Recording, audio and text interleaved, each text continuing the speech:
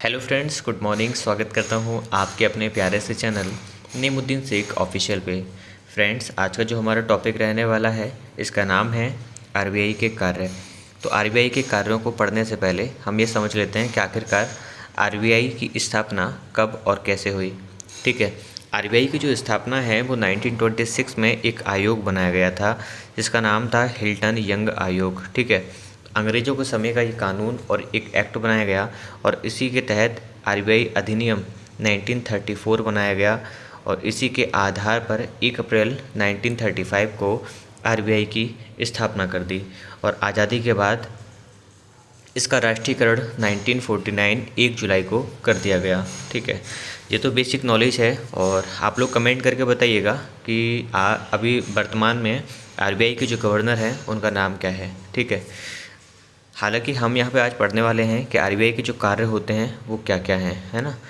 देखो, आरबीआई के जो बेसिकली कार्य है ना, यहाँ पे कौन कौन से हैं। सबसे पहले तो जो कार्य होते हैं आपको बेसिकली पता होगा, नोटों का जैसे कि निर्गमन करवाना है। करेंसी नोट का जो निर्गमन होता है ना, 1 रुपये के नोट को छोड़ के बाकी का जो भी मतलब कि नोट वगैरह या फिर करेंसी वगैरह छपती है तो उन पर जो एक अधिकार होता है वो आरबीआई का ही होता है ना।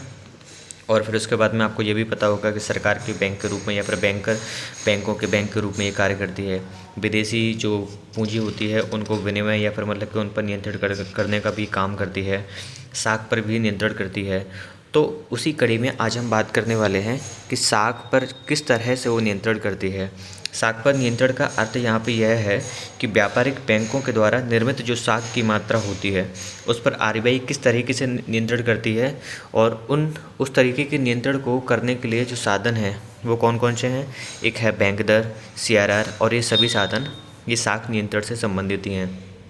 ठीक है, तो उसी कड़ी में आज हम एक एक करके बात करेंगे कि इन सभी शब्दों का आखिरकार अपने आप में अर्थ क्या होता है। और ये काफ़ी लोगों को परेशान भी करते हैं कि आखिरकार इन टर्मोलॉजी में बहुत ही बेसिक डिफरेंस होता है लेकिन इंपॉर्टेंट बहुत ज़्यादा होती हैं। अक्सर ये एग्ज़ाम में पूछी जाती हैं। चलिए स्टार्ट करते हैं और समझते हैं कि आखिरकार एक एक करके कि इन शब्दों का अर्थ क्या है। ठीक, तो सबसे पहले हम बात करेंगे यहाँ पर बैंक रेट के बारे में।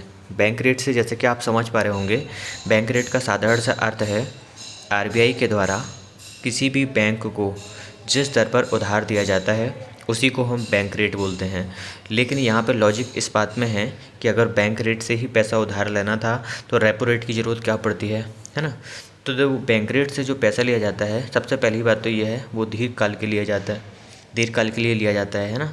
किसी भी बैंक को अगर दीर्घकाल के लिए पैसों की आवश्यकता होती है आरबीआई से लेने के लिए तो फिर उस कंडीशन में वो बैंक रेट से पैसा ले सकती है। दूसरी यहाँ पे ये लॉजिक होता है इसके पीछे कि यहाँ पे किसी प्रकार की कोई भी सिक्योरिटी नहीं देनी पड़ती है।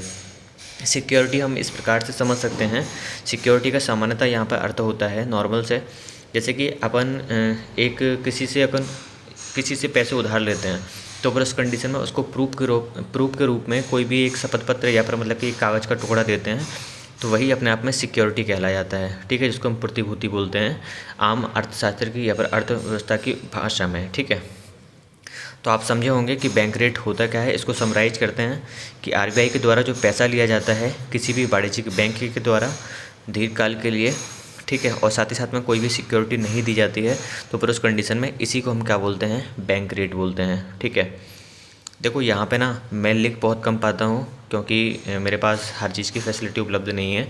समझाने पे बल देता हूँ, आप कोशिश करिएगा कि आप समझें और अच्छे से सुनेंगे तो आपको एक एक चीज़ समझ में आएगी। जो भी चीज़ समझ में ना आए तो आप कमेंट करके अवश्य बताइए, मैं हर चीज़ को अच्छे से एक्सप्लेन करने की दोबारा से या फिर कमेंट में आपको समझाने की कोशिश करूँगा। ठीक है, अब यहाँ पे नेक्स्ट टर्मिनोलॉजी है जिसका नाम है सीआरआर। देखो, सीआरआर और एसएलआर दोनों को समझने से पहले हम एक शब्द समझते हैं जिसका नाम होता है एनडीटीएल। ठीक है, अब इसका मतलब क्या होता है, नेट डिमांड टाइम लायबिलिटी। ठीक है, अब यहाँ का इसका मतलब यहाँ पे ये है, देखो आपको एक चीज़ पता होगी कि बैंक के पास कुल मिला के 2 प्रकार के डिपॉजिट्स होते हैं। एक तो होता है डिमांड डिपॉजिट और दूसरा होता है time deposit. Time deposit bank को एक समय अवधि के बाद देना पड़ता है, लेकिन डिमांड डिपॉजिट क्या होता है, वो बहुत ही फ्रिक्वेंटली लायबिलिटी होती है किसी भी बैंक के ऊपर। जब चाहे ग्राहक निकाल सकता है, जब चाहे मतलब कि वो जमा कर सकता है। तो ये सिचुएशन रहती है, इसलिए बैंक को इस चीज़ से कोई भी फ़ायदा होता नहीं है, ठीक है। अब इसमें कौन कौन से अकाउंट आते हैं, एक तो सेविंग अकाउंट आता है और एक करेंट अकाउंट आता है। अब यहाँ पर टाइम डिपॉजिट में यही बात करेंगे, तो यहाँ पे एक तो आपको पता होगा एक एफडी होता है, दूसरा होता है आरडी, ठीक है। तो यहाँ पर भी दो प्रकार के अकाउंट आते हैं। अब यहाँ पर समझने वाली बात यह है कि एनडीटीएल क्या होता है। देखो, कुल दोनों प्रकार के अगर डिपॉजिट्स को हम मिला देंगे तो उसको बोलते हैं ग्रॉस डिपॉजिट, जिसको जीडी बोलते हैं। और इसमें अगर जो भी जब आप एफडी एकदम जब मैच्योर हो जाती है तो फिर उस कंडीशन में हमें ब्याज देना होता है। उसी ब्याज को जब हम इसमें इंटरेस्ट को ऐड कर देते हैं तो हम इसको क्या बोलते हैं, GDTL, gross deposit and time liability.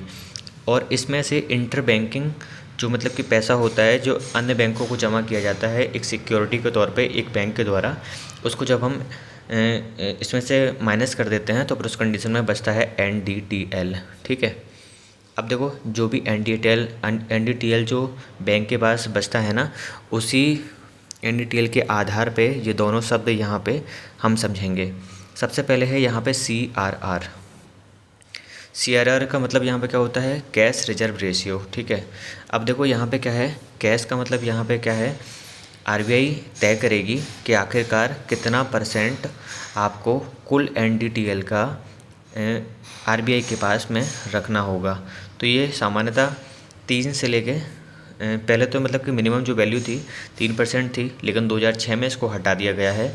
और ये जो तय होता है वो आरबीआई अधिनियम 1934 की धारा के तहत इसको यूज किया जाता है, ठीक है। और अभी ये हाल फिलहाल में इसकी जो सीमा है वो 3 से 15 थी, लेकिन मिनिमम जो वैल्यू है इसको 3 हटा दिया गया है। और इसका मतलब CRR का नॉर्मल सा मतलब होता है कि आरबीआई के द्वारा एक निश्चित मात्रा बैंक को आरबीआई में जमा करने के लिए बोला जाता है कुल NDTL का, तो उसको अपन बोलते हैं CRR। उम्मीद है आप समझे होंगे। तीसरा यहाँ पर टर्म है SLR भी बहुत ही सिंपल सा टर्म है, और ये जो रेगुलेट होता है वो बैंकिंग रेगुलेशन जो एक्ट 1949 में जो आया था उसके अंतर्गत इसको रेगुलेट किया जाता है। अब इसमें क्या होता है, इसमें भी पैसा मतलब रिजर्व रखना होता है, लेकिन ये आरबीआई के पास ना रख के बैंक को खुद अपने पास रखना होता है, ठीक है। और इसकी जो एक तरीके से सीमा थी ना 15% से लेकर 40% के आसपास थी, लेकिन इसको भी 2017 में मिनिमम जो वैल्यू है 15% इसको हटा दिया गया है और मैक्सिमम जो वैल्यू है 40% अभी भी बरकरार है। तो यहाँ पे क्या समझा आपने, CRR का मतलब जो पैसा है कुछ NDTL का जो कुल पैसा है जो आरबीआई तय करेगी वो आपको आरबीआई के पास में रखना पड़ेगा। SLR में क्या होता है, NDTL का जो कुल पैसा है उसमें से जो आरबीआई तय करेगी वो बैंक को अपने पास में रखना पड़ेगा। अब आप ये सोच रहे होगे ऐसा मतलब कि होता क्यों है, इसका रीज़न क्या है कि इसको रखना पड़ता है। देखो, अब आपको एक एग्जांपल से आपको समझाने की कोशिश करते हैं। मानिए 5 लोग हैं आपके पास में, ठीक है। सबने 100 रुपये जमा किए तो आपके पास में 500 रुपये जमा हो गए, ठीक है। बाई चांस आपने अब क्या किया, आपने कुछ लोगों को, बैंक क्या करती है पैसे लेती है दूसरों को देती है, वहीं से उसकी कमाई होती है, ठीक है। इसको डिटेल में समझेंगे किस तरीके से यहाँ पर कमाई होती है बैंक की, वो एक अलग चीज़ है। देखो 500 रुपये हैं, अब 500 रुपये बैंक किसी को दे तो देगी नहीं। अगर बाई चांस मान के चलिए बैंक ने यहाँ से 400 रुपये दे दिए किसी को और 100 रुपये मात्र बैंक के पास बचे, तो फिर उस कंडीशन में बैंक डूब ना जाए, उसके पास में कुछ ना कुछ पैसा बचा होना चाहिए। उसी पैसे को रखने का जो कार्य होती है आरबीआई करती है, CRR और SLR के रूप में, समझे। उम्मीद है समझ गए होंगे आप, ठीक। अब यहाँ पे जो नेक्स्ट टर्म आता है इसका नाम है OMO, जिसको बोलते हैं ओपन मार्केट ऑपरेशन। ये कुल मिला के लिक्विडिटी से संबंधित होता है। लिक्विडिटी का मतलब ये होता है कोई चीज़ जैसे कि मान चलो कोई लिक्विड है वो फैल जाता है, ठीक है। कब फैलेगा, जब उसकी मात्रा अधिक होगी, जब मात्रा कम होगी तो वो फैलेगा नहीं। तो उसी कंडीशन में होता ही है जब महंगाई होती है, तो महंगाई ना अपने आप में एक अच्छी टर्मोलॉजी भी है, क्योंकि महंगाई ये दिखाती है कि लोगों के पास में पैसा है, और जब लोगों के पास में पैसा होता है ना तो चीज़ों के दाम बढ़ते हुए नज़र आते हैं, ठीक है। दाम भी बढ़ते हैं, साथ ही साथ में लोगों की डिमांड भी कम नहीं होती है। अब ये दाम बढ़ते क्यों हैं, क्योंकि लोगों के पास में पैसा आ रहा है। तो सरकार क्या करती है कि OMO के रूप में एक सिक्योरिटी जारी करती है बाज़ार में। तो वहाँ से जो पैसा होता है ना वो मतलब कि आरबीआई वापस ले लेती है, ठीक है। और जब पैसे वापस ले लिए और यहाँ पे इसके बदले में क्या देती है, एक सिक्योरिटी दे देती है। अब सिक्योरिटी से तो कोई चीज़ खरीदेगा नहीं तो कोई, तो हर इंसान के पास ना धीरे धीरे जो पैसे होते हैं वो कम हो जाते हैं, जिस कारण से यहाँ पे मार्केट में महंगाई को नियंत्रण रखने का काम किया जाता है। महंगाई को नियंत्रण करने के लिए मैं आपको एक चीज़ एक्स्ट्रा बताना चाहूँगा। यहाँ पे एक मॉनेटरी पॉलिसी कमेटी बनाई गई थी 2016 में। इसमें कुल मिला के ना 6 सदस्य होते हैं और इसके जो हेड व्यक्ति होते हैं वो कौन होते हैं यहाँ पे आरबीआई के जो गवर्नर होते हैं वो इसके हेड होते हैं, ठीक है। और यहाँ पे एक कोरम होती है और उसी मतलब कि एक कोरम को एक बहुमत के आधार पे मतलब कि 6 लोग हैं ना, तो 4 जिसके फेवर में होंगे वही निर्णय ले लिया जाएगा। और इसका जो मुख्य काम होता है वो 2 से लेके 4%, सॉरी 2 से लेके 6%, 2 ± 4 तक यहाँ पे क्या होता है, महंगाई को इसके बीच में रखने के लिए ये कार्य लगातार करती रहती है, ठीक है। तो ये एमपीसी का काम होता है। नेक्स्ट जो टर्म है वो है रेपो रेट। देखो रेपो रेट क्या होता है, हम यहाँ पर देखते हैं, ये है अपनी कोई बैंक और यहाँ पे ये है आरबीआई। अब आरबीआई से ना जब पैसा लिया जाता है, जिस दर पे पैसा लिया आरबीआई से किसी बैंक ने उधार, उसी दर को अपन बोलते हैं रेपो रेट, ठीक है। लेकिन जब क्या होता है, आरबीआई किसी बैंक से पैसा लेती है तो फिर उस कंडीशन में अपन जिस रेट पे लेती है उसको बोलते हैं रिवर्स रेपो रेट, ठीक है। अब आप ये सोच रहे होगे आरबीआई के पास क्या पैसों की कमी है, वो पैसे क्यों लेती है। देखो इसका रीज़न साफ सा यहाँ पे ये है, जब लोगों को बहुत ज़्यादा पैसा देना स्टार्ट कर देते हैं वाणिज्यिक की बैंक, तो उस कंडीशन में उनके पास ना लिक्विडिटी बहुत ज़्यादा हो जाती है। और जब उनके पास लिक्विडिटी हो जाती है तो पर महंगाई बढ़ती नज़र आती है।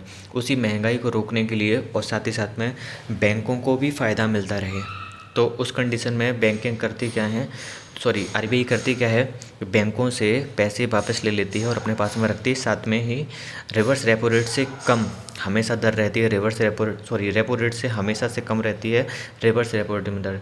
लेकिन कुछ ना कुछ उनको मुनाफा, उनको पैसा मिलता रहे, जिस कारण से एक रेट तय कर दी जाती है और लिक्विडिटी वहाँ पे बाज़ार में कम हो जाती है और महंगाई को नियंत्रण रखने का काम किया जाता है, ठीक है। अब यहाँ पे आता है MSF, इसको बोलते हैं मार्जिनल स्टैंडिंग फैसिलिटीज़, ठीक है। यहाँ पे क्या होता है, एक मतलब कि सीमा तय कर दी जाती है कि आप सिर्फ और सिर्फ इतना ही पैसा ले सकते हैं, है ना, और इससे ज़्यादा पैसे नहीं लेते हैं। अभी हाल फिलहाल में ये बोला गया है कि आप जितने भी पैसे मांगेंगे ना, उसका सिर्फ और सिर्फ 2% ही पैसा आपको आरबीआई के द्वारा दिया जाएगा। और ये कब दिया जाता है, ये सिर्फ और सिर्फ बहुत ही ज़्यादा इमरजेंसी कंडीशन होती है ना, तो फिर उस कंडीशन में एमएसएफ का तब यूज किया जाता है, ठीक है। उससे पहले एमएसएफ का यूज हालांकि किया नहीं जाता, और ये भी अल्पकाल की एक टूल होता है बैंकों के पास कि वो आरबीआई से पैसे ले सकते हैं, ठीक है। देखो यहाँ तक ना जो आपने समझे, यहाँ पे ये होते हैं पूरे के पूरे ना, कौन से टूल्स होते हैं ये होते हैं मात्रात्मक, क्योंकि यहाँ पे ना नंबर में चेंजमेंट आ रहा है, तो नंबर में चेंजमेंट जो आएगा उस कंडीशन में इसको अपन बोलते हैं मात्रात्मक टूल। अब ये नीचे की जो टर्मोलॉजी है 4-5 जो अपन देख पा रहे हैं, इसको बोलते हैं क्वालिटेटिव, ठीक है।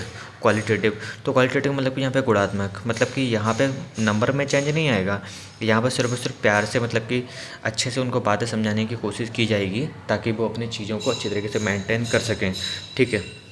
आरबीआई के द्वारा ये कार्यक्रम किया जाता है, ठीक है। तो यहाँ पर इसके पहले सबसे पहले क्या है, नैतिक आग्रह। नैतिक आग्रह में होता क्या है, आरबीआई जो होती है ना, आरबीआई ये डिमांड करती है या फिर ये बोलती है सभी बैंकों से, जो वाणिज्यिक बैंक होती हैं, सहकारी बैंक होती हैं, ठीक है, रीजनल रूरल बैंक वगैरह होती हैं, या फिर मतलब कि जो भी शेड्यूल्ड कॉमर्शियल बैंक्स होती हैं, उन बैंकों से ये आग्रह करती है कि आपको हमें मतलब कि जो हमारे द्वारा जो गाइडलाइंस बनाई जा रही हैं, आप उन गाइडलाइंस को फॉलो करिए, ठीक है। ये नैतिक आग्रह ही किया जाता है। दूसरा होता है सीधी कार्रवाई। अब आप कहोगे क्या आरबीआई के पास नैतिक आग्रह के अलावा ऐसी कोई प्रणाली नहीं है या फिर ऐसे कोई टूल्स नहीं है कि अगर वाणिज्यिक बैंक उनका कहना नहीं मानती हैं तो उस कंडीशन में उनके ऊपर वो कार्रवाई कर सकें। हाँ बिल्कुल, वो कार्रवाई कर सकती हैं। देखो सीधी कार्रवाई के लिए ना, अगर मतलब कि आरबीआई कोई भी गाइडलाइन इशू करती है और बैंकें मतलब कि उस चीज़ को फॉलो नहीं करते हैं, तो आरबीआई डायरेक्ट एक्शन ले सकती है या बस सीधी कार्रवाई कर सकती है उनके खिलाफ़। अब आप कहोगे कि क्या इसके लिए कोई कानून भी बना रखा है? हाँ बना रखा है। देखो आरबीआई जो एक्ट 1934 है, एक तो यहाँ से पावर मिलता है क्योंकि अपने आप में केंद्रीय बैंक है। केंद्रीय बैंक की क्या जिम्मेदारी होगी कि जितने भी देश में बैंकें हैं उनका नियंत्रण और उनका नियमन करना। दूसरा यहाँ पे बैंकिंग रेगुलेशन एक्ट है, बैंकिंग रेगुलेशन एक्ट जो है उसकी 1949 में भी ये मतलब कि चीज़ें शामिल कर ली गई हैं, ठीक है। और साथ ही साथ में यहाँ पर तीसरा आप यहाँ पर इस चीज़ को देखो कि एक तो यहाँ पर होता है पीएमएलए जो एक्ट होता है, पीएमएलए, ठीक है। पीएमएलए जो एक्ट होता है जिसको बोलते हैं prevention of money laundering act, इसके द्वारा भी यहाँ पे इसको रेगुलेट करते हैं। 1988 में ये आया था, है ना। और उसके बाद में यहाँ पे हम देखते हैं फेमा जो फॉरेन एक्सचेंज मैनेजमेंट जो एक्ट है 1999 में, उसको भी इससे भी यहाँ पे इस चीज़ को रेगुलेट किया जाता है। तो ये सीधी कार्रवाई करने के ना ये टूल्स होते हैं आरबीआई के पास, ठीक है। अब यहाँ पे बात करते हैं सीमांत अनिवार्यता के बारे में। अब देखो जो सीमांत अनिवार्यता है ना, इसको बोलते हैं मार्जिनल रिक्वायरमेंट। अब किसी भी ग्राहक को मान के चलिए कि अगर 5,000 रुपये चाहिए, है ना, 5,000 रुपये चाहिए, तो उसको क्या करना पड़ेगा, ये बोलना पड़ेगा बैंक से, ठीक है मुझे 5,000 रुपये चाहिए, मैं आपको 5,000 के बदले ना इतने इतने रुपये 6,000 रुपये लौटा दूंगा, या फिर मतलब कि 5,000 ही लौटाऊंगा। लेकिन उस कंडीशन में बैंक उससे क्या कहेगी कि यार ठीक है, आप जब भी लौटा लेंगे 5,000 लौटाएंगे, लेकिन आप ये लिख के देंगे कि हम 5,000 लौटा लेंगे। उसके बदले में जो बैंक होगी उसको 5,000 नहीं देगी, क्योंकि उसको भी तो कुछ ना कुछ कमाना है। तो उस पर कुछ ना कुछ परसेंटेज, 2%, 3%, 4%, 10% जो भी होगा वो उस हिसाब से परसेंटेज या फिर पैसे के रूप में काट लिया जाता है, ठीक है। तो ये चीज़ होती है। या फिर दूसरा तरीका यहाँ पर ये भी हो सकता है, मतलब कि मार्जिनल जो रिक्वायरमेंट होती है उसके रूप में। अब हमें 5,000 रुपये ही चाहिए, अब बैंक काट के हमें अगर 4,000 रुपये देती है, तो फिर उस कंडीशन में तो हमारी डिमांड जो फुलफिल नहीं हो पा रही है। तो फिर उस कंडीशन में होता क्या है, अब ये 5,000 रुपये बैंक से मांगेंगे तो बैंक तो दे देगी, लेकिन फिर उस कंडीशन में बैंक जो सिक्योरिटी अपने पास में रखने की कहेगी कि हाँ आप एक काम करिए, आप ये चीज़ हमें दीजिए। तो वो बैंक क्या करेगी, बोलेगी आप एक काम करो, आपको 5,000 रुपये चाहिए ना, तो आप सिक्योरिटी 6,000 रुपये की रख दो। जब भी आप लौटा लोगे तो आप 6,000 रुपये हमें लौटा देना, और आपको ज़रूरत 5,000 रुपये की है तो आप 5,000 रुपये ले लो, ठीक है। तो ये चीज़ यहाँ से आपने समझ ली। लास्ट वाला जो ऑप्शन रह गया यहाँ पे, इसको बोलते हैं यहाँ पे साख राशनिंग। देखो साख राशनिंग का मतलब यहाँ पे क्या होता है, जब कोई भी बैंक है ना, बैंक ने अगर पैसे उधार लिए, ठीक है, पैसे उधार लिए, और पैसे उधार लेने के बाद टाइम पे अगर पैसे वो जमा कर दी गई, है ना, तो फिर उस कंडीशन में उसकी जो राशनिंग होती है, या फिर हम बोल सकते हैं उसकी जो रेटिंग होती है वो बेहतरीन हो जाती है। तो फिर उस कंडीशन में वो कभी भी आरबीआई से पैसे ले सकती है, ठीक है। तो वो अच्छी राशनिंग कहलाई जाती है। तो आपने ये समझा होगा कि जितनी भी टर्मिनोलॉजी है 11 की 11 बहुत ही आसान शब्दों में और मात्र 18 मिनट के अंदर मैंने आपको समझाने की कोशिश की है। अगर आपको किसी प्रकार की कोई भी इसमें चीज़ समझ में नहीं आती है तो आप कमेंट करके अवश्य बताइएगा। तब तक के लिए जय हिंद, बाय बाय।